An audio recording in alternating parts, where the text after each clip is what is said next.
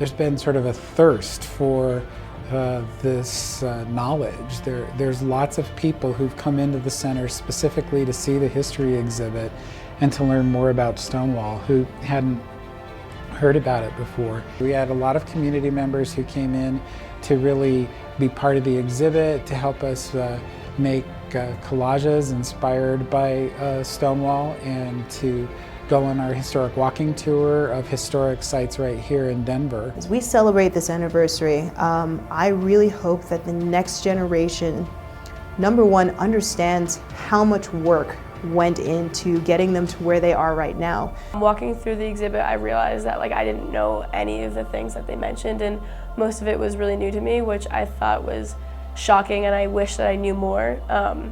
So I think that the apparent lack of education around the subject was the biggest takeaway for me.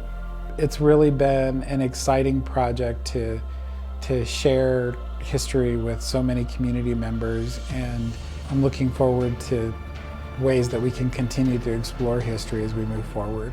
Well, I identify as queer, and I guess just not knowing any of the history around what that identity means, it was significant for me to learn about that history. You have all of these young people who are just taking ownership of their identities, and I think it's phenomenal.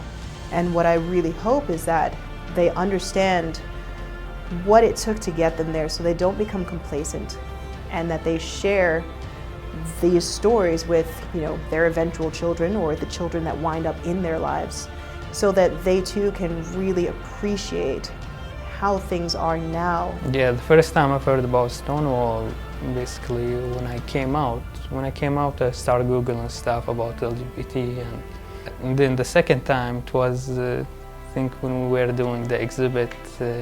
It's just really significant to recognize the people that came before you to help create the society that we live in today. Some of that history has been forgotten. There are many folks in the younger generation who are not really aware of some of the struggles that older adults have gone through in the past.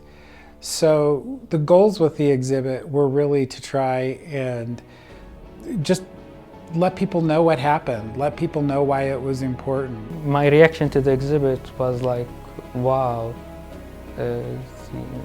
back in the day it was difficult to come out, wonder how those people did it.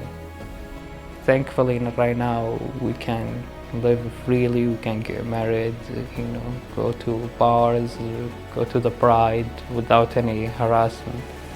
And I hope it will be like that all over the world.